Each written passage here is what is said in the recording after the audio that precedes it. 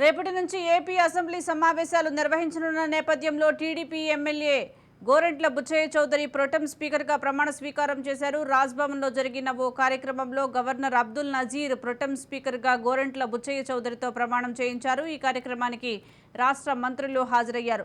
ఏపీలో టీడీపీ కూటమి ప్రభుత్వం ఏర్పడ్డాక తొలిసారిగా అసెంబ్లీ సమావేశం కానుండటంతో ప్రొటెం స్పీకర్గా గోరంట్ల బుచ్చయ్య చౌదరి సభా వ్యవహారాలు నడిపించనున్నారు.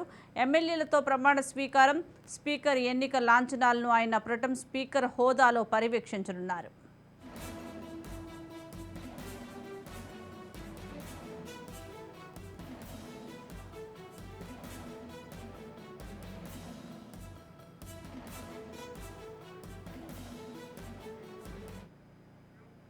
దీనికి సంబంధించి మోర్ అప్డేట్స్ మా ప్రతినిధి శ్రీనివాస్ అందిస్తారు. శ్రీనివాస్,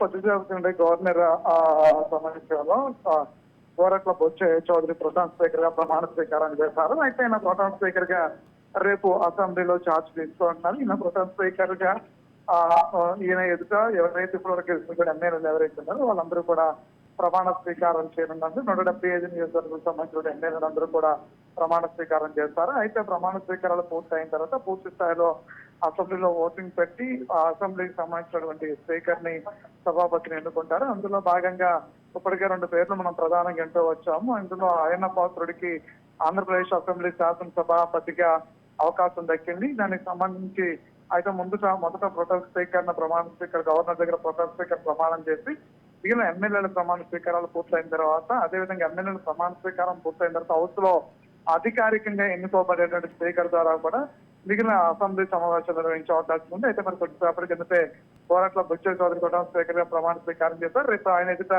175 నియోజకవర్గాలకు సంబంధించిన ఎమ్మెల్యేలందరూ కూడా ప్రమాణ స్వీకారం చేయనున్నారు. Right, thank you Srinivas.